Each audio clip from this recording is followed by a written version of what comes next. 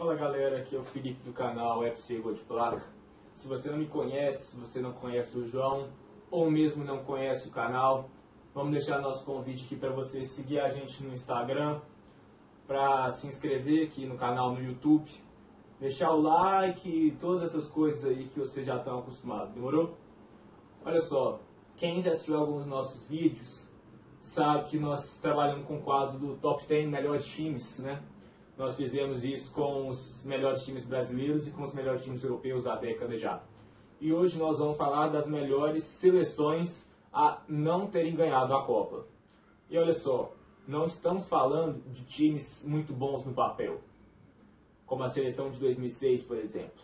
Estamos falando de times que efetivamente jogaram muito bem no Mundial, marcaram época, fizeram história, mas não saíram com a taça. Diferente daquele time de 2006 que tinha muita expectativa, né?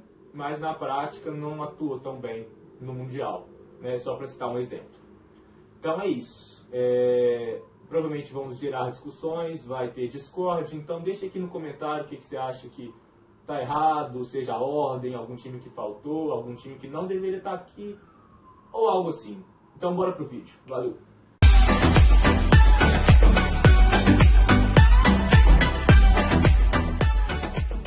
Certo. Para começar então, 10º lugar, nós temos a seleção brasileira de 1938, que na prática foi a primeira seleção brasileira que realmente chegou forte para o Mundial, visto que nas duas Copas anteriores houveram várias discussões entre federações, uma série de politicagens que impediram vários jogadores de participarem. Por exemplo, no primeiro Mundial só haviam paulistas e uma série de coisas que dificultou os primeiros 2 mundiais do Brasil. Mas em 38 o time chegava forte, liderado pelo Leônidas da Silva, o Diamante Negro, e fez um bom Mundial que na época começava como se fosse um mata-mata já nas oitavas de final. E no primeiro jogo já o Brasil eliminou a Polônia num jogo histórico, terminou 6-5 para o Brasil, né? Um placar muito difícil de acontecer em um jogo de futebol. E depois ainda uma vitória sobre a República Tcheca, né? A Tchecoslováquia, na verdade, que era a atual vice-campeã da Copa do Mundo, tinha um time fortíssimo. E o Brasil venceu os tchecos, né? E avançou para a semi para enfrentar a Itália, que na época era o grande time, campeã da Copa de 34, o símbolo do fascismo de Mussolini, e acabou sendo eliminado para os italianos na famosa domingada, que o zagueiro Domingos da Guia acabou falhando em um dos gols e cometendo um pênalti duvidoso, uma agressão que foi convertido por Giuseppe Meazza, sim, o mesmo do estádio em Milão. E com isso a Itália foi para a final, venceu a Copa e o Brasil acabou ficando com o 3º lugar e com o 10º lugar na nossa lista dos melhores times a não ganharem a Copa. Certo. Em 9º lugar da nossa lista nós temos a seleção de Portugal de 1966. Olha, esse time era a base, né? Tinha como base o Benfica, bicampeão da Champions, né? No 61 e 62. E tinha como grande líder Eusébio, o Pantera Negra, que nesse Mundial marcou 9 gols em 6 jogos. Uma marca altíssima, convenhamos. E Portugal era realmente avassalador, uma seleção que fazia muitos gols e conseguiu a proeza de eliminar o Brasil de Pelé, que tinha vencido os 2 mundiais anteriores e que viria a vencer o Mundial seguinte, né? Venceu por 3-1 o Brasil, que acabou ficando na primeira fase do Mundial.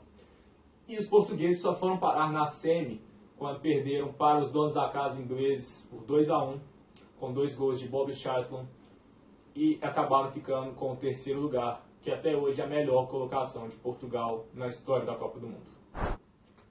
Em 8º lugar, nós temos a França, de 1986. Seleção essa liderada por Michel Platini, um dos maiores jogadores da história da França, né?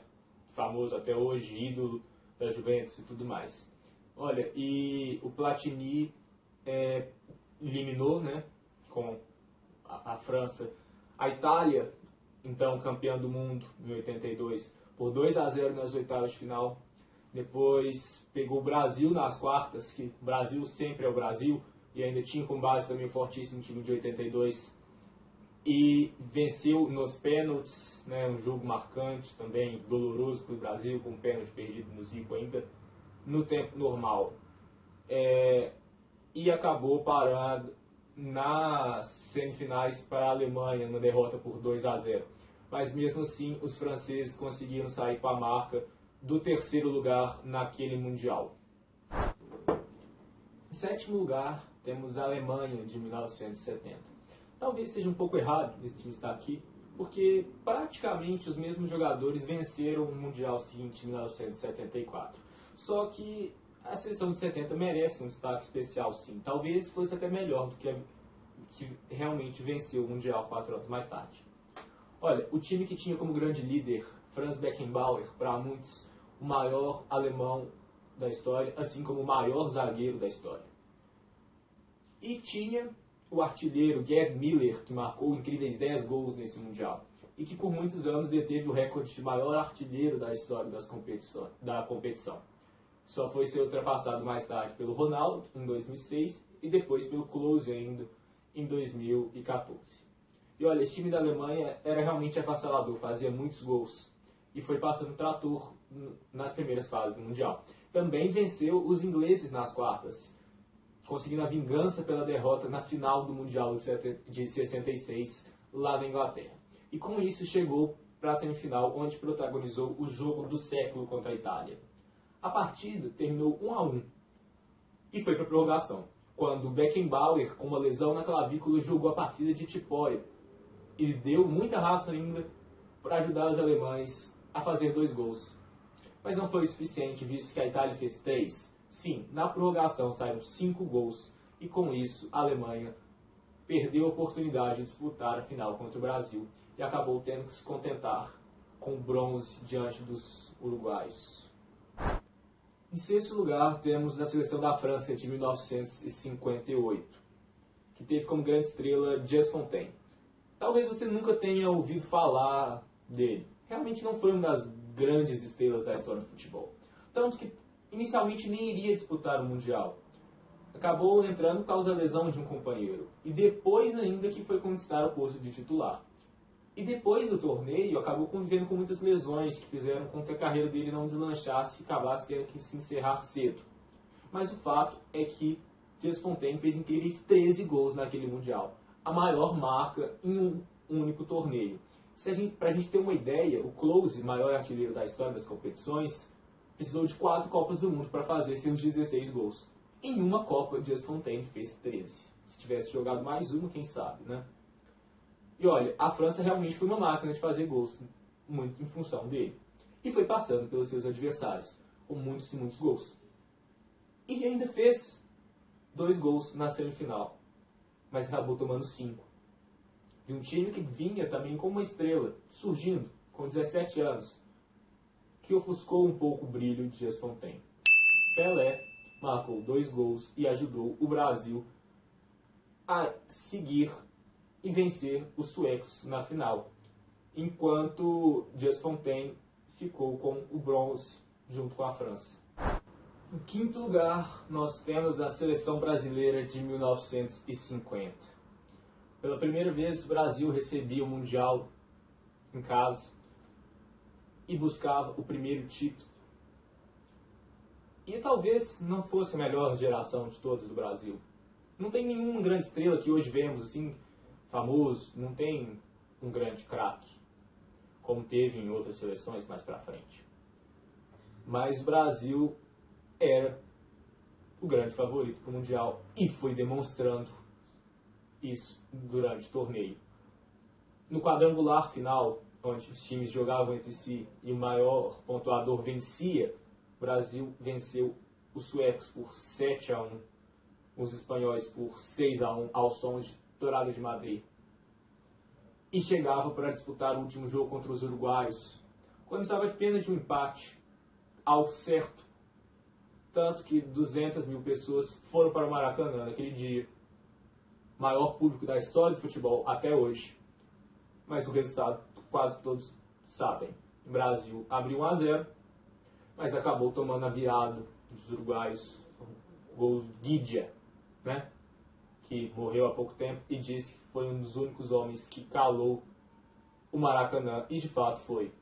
E aquele time do Brasil que fez 7-1, sim, o Brasil já fez 7-1 em uma Copa, e 6-1 nos suecos e espanhóis, acabava perdendo para os vizinhos pequeninos uruguaios, que se sagravam bicampeões do mundo, enquanto o Brasil ainda não tinha vencido. Em quarto lugar, temos um time que talvez fuja um pouco à regra. Não teve tanto brilho assim no Mundial, mas representou muita coisa na história do futebol, que é o Wunder Time, o time dos sonhos da Áustria, que revolucionou o esporte com a ideia do futebol total que hoje conhecemos. Um futebol para frente, intenso o tempo inteiro, pressionando o adversário, buscando sempre fazer gols. E realmente era a grande favorita para vencer o Mundial de 34. E foi passando de fase, realmente. Só foi parar nas semifinais, quando enfrentou os italianos, donos da casa, em pleno fascismo de Mussolini, quando a seleção italiana simbolizava o sucesso do regime. E realmente, naquela partida em Milão, há uma suspeita muito grande de erros de arbitragem que podem coincidir com Mussolini, que inclusive diz ter sido visto jantando com o árbitro de uma das partidas da Itália naquele Mundial. Então, muita conspiração, mas o fato é que os austríacos acabaram perdendo a chance de ganhar o Mundial para os italianos nas semifinais, e depois acabaram, inclusive, perdendo a disputa de terceiro lugar, já mais abalados com a situação. E aí esse time acabou tendo fim, visto que a grande estrela, Matthias Sindelar, era judeu e não quis continuar disputando pela Alemanha, porque a seleção da Áustria agora estava extinta. A Áustria havia sido anexada à Alemanha nazista. E Sindelar, até para não ser perseguido, saiu de lá e o Wunder Team simplesmente acabou naquele momento. Em terceiro lugar, temos o Brasil de 82. Aí você se pergunta, poxa, uma seleção tão famosa, para muitos considerada até a melhor seleção do Brasil da história, está em terceiro lugar, para você ver que as outras duas também são excelentes. E olha, foi uma disputa muito difícil, mas eu vou explicar por que o terceiro lugar. Mas enfim, vamos falar do Brasil de 82. Comandado por Tele Santana, para muitos um dos melhores técnicos da história, fez sucesso não só na seleção, como também no Atlético Mineiro, no São Paulo. O time chegou na Copa com uma polêmica, era recheado de 10. Né? Muitos jogadores que tinham uma boa visão de jogo, um toque muito bom, mas que talvez não conseguissem jogar juntos. Mas jogaram. Né? Tinha Sócrates, tinha Falcão, tinha Zico, né? O Cerezo, né? Aí tinha o Éder Aleixo, o Serginho Chulapa, que aí era mais o centroavantão, né? Mas tinha um time, assim, de gênios, que tinha tudo para ganhar o Mundial. Todos acreditavam e vinha mostrando que realmente tinha talento para isso e vinha encantando o mundo. Mas acabou perdendo aquele Mundial na tragédia de Sarriá, em Barcelona. Perdeu para os italianos por 3-2, o clássico erro de saída de bola, né, passe errado, do Cerezo, que machuca todos os brasileiros até hoje, talvez a derrota mais sofrida do Brasil nas Copas. Fato é que a Itália venceu por 3-2 com 3 gols de Paolo Rossi e veio a ser campeão do mundo, enquanto o Brasil de 82 ficou apenas para a história. Em segundo lugar, a Hungria de 1954. Hoje a Hungria não é um dos países mais tradicionais de futebol, mas a gente tem que entender que aquele time húngaro revolucionou o futebol, de forma que talvez o time de 82 não tenha revolucionado tanto. Era um time muito bonito, muito artístico, grandes craques, mas o time de 54 talvez tenha sido o mais marcante da Hungria. Liderado por Puskás e por Kocsis, o time chegava com muita fama para o Mundial. com uma expectativa muito alta. Havia vencido os ingleses, criadores do futebol, que acreditavam ser os melhores, por 2 vezes, por 2 goleadas em Wembley. E chegavam com tudo. Tanto que, no Mundial, começaram atropelando os alemães, 8-3. Realmente parecia que ninguém iria parar os húngaros. Nem mesmo o Brasil foi capaz de parar os húngaros naquele momento. E dessa vez eles chegaram para a final contra os alemães. E dessa vez também não queriam perder na final como haviam perdido em 38. Dessa vez tinham certeza que iriam ganhar. Haviam feito 8-3 nos alemães. Mas, nesse meio tempo, os alemães se prepararam muito. E pegaram os húngaros, que já acreditavam ser campeões, de surpresa. E o final do jogo foi Alemanha campeã em Berna, né, o milagre de Berna. E a Alemanha venceu o seu primeiro Mundial ali. E a Hungria ficou apenas na história como um time que poderia ter vencido, que fez história. E que teve um papel muito importante hoje ainda no futebol, não só pelo futebol ofensivo e tudo mais, pelas ideias, pela revolução que Puskás trouxe e Kocsis também, que fez 11 gols, mas por introduzir o aquecimento ao esporte, ao futebol, que era algo inédito e que realmente melhora o desempenho dos atletas, mas que naquela altura ninguém sabia direito. Em primeiríssimo lugar, está faltando um time da Holanda aqui, não é mesmo? Afinal, a Holanda sempre chegou bem em Copas do Mundo, mas nunca conseguiu um título. Em 2010, viu o Mundial nos pés de Robben, mas depois interceptado nos pés de Casillas. Viu a derrota em 2014 nas semifinais para a Argentina, após vingar os espanhóis por 5-1 ainda na fase de grupo. Viu 2 eliminações seguidas para o Brasil na década de 90, nas semifinais, 94 e 98. Nem mesmo o time campeão europeu de 88 conseguiu conduzir a Holanda à glória mundial. Mas, sem dúvida, o time que mais deixou marca naqueles holandeses foi o de 74. Olha, aquele time que tinha como base o Ajax tricampeão europeu em 71, 72 e 73, revolucionou o futebol no sistema do carrossel holandês. A laranja mecânica fazia com que seus jogadores movimentassem muito em campo, não marcavam posição. E com isso a marcação ficava confusa, não conseguia acompanhar. E dessa forma a Holanda foi passando pelos adversários, vencendo, encantando o mundo com seu futebol dinâmico e revolucionário, assim como foi a Hungria em 54 e o Wunderteam da Áustria. E por isso, por causa dessa revolução toda, que eu estou colocando a Holanda aqui em primeiro lugar. E olha só, esse time que ainda venceu o Brasil de 70, né? Não o Brasil de 70, mas que tinha resquícios do Brasil de 70, acabou perdendo na final para os donos da casa alemães, assim como a Hungria havia perdido em 54 também para a Alemanha. Então é isso, galera. Espero que vocês tenham gostado.